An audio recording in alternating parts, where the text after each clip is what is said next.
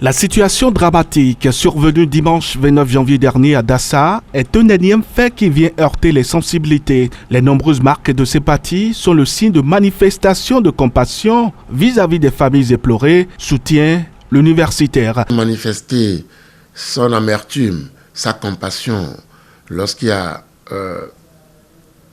une grande douleur dans la cité, une grande douleur dans la famille, une grande douleur dans la nation, ce n'est pas de la récupération.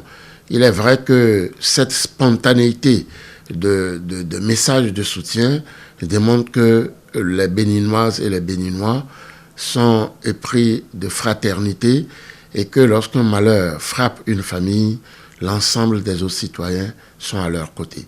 C'est comme ça que, personnellement, j'interprète ces nombreuses marques de sympathie et d'affection, de compassion que les Béninois à divers niveaux, pas seulement que les hommes politiques, mais nous avons vu beaucoup de citoyens, d'acteurs, de cadres, de citoyens lambda, ordinaires, qui ont manifesté leur douleur face à ce drame que les familles ont vécu. Parce que vous n'êtes pas sans savoir que beaucoup de cadres étaient dans cet autobus qui a fait accident et qui ont perdu leur vie.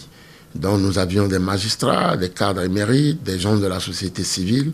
Donc ce drame a touché plus d'un Béninois du nord au sud. Donc cette manifestation de solidarité et de compassion, elle est tout à fait légitime, elle est naturelle, elle est spontanée, elle est citoyenne.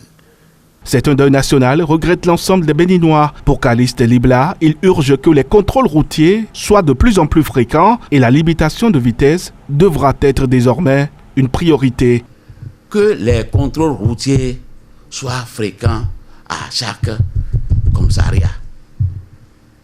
À chaque commissariat d'arrondissement, sur toute la ligne, qu'il faut que les contrôles routiers avec radar soient faits.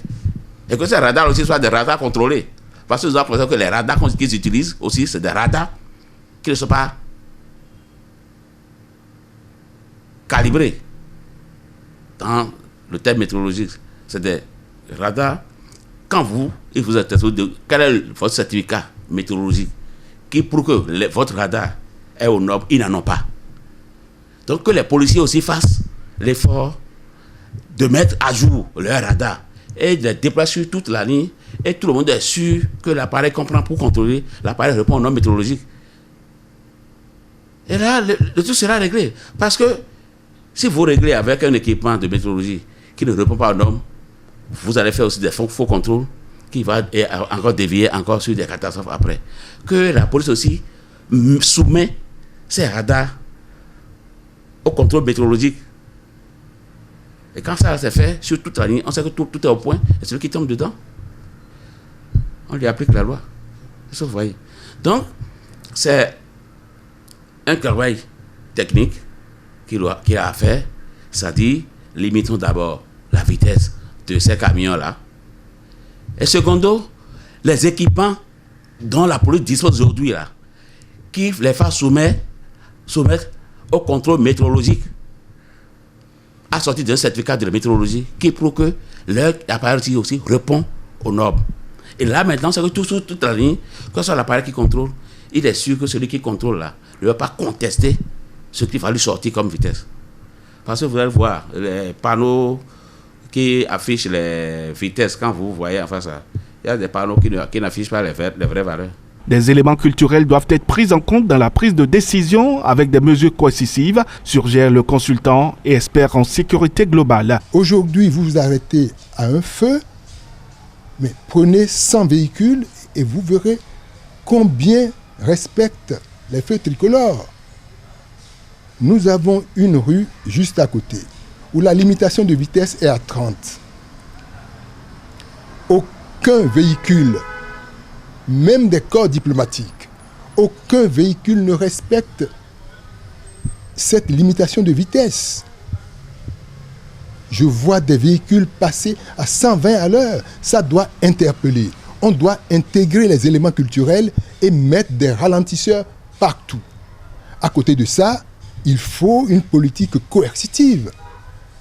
On ne peut pas, comme c'est le cas pour ce drame, le chauffeur du bus, me dit-on, a été interpellé par la police routière, a été verbalisé.